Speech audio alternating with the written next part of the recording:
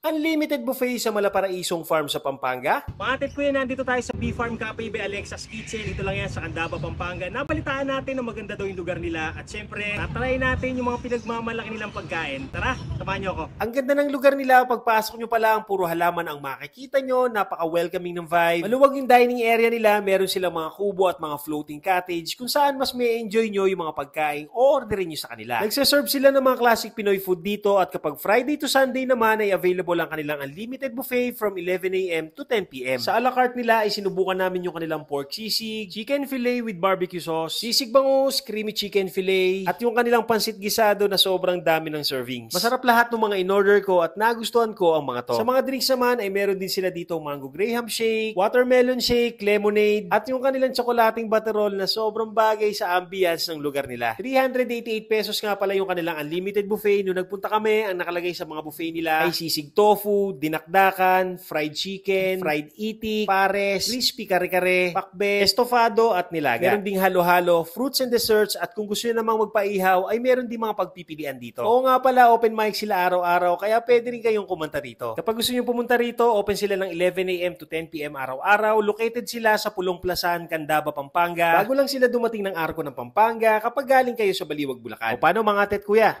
Kain tayo!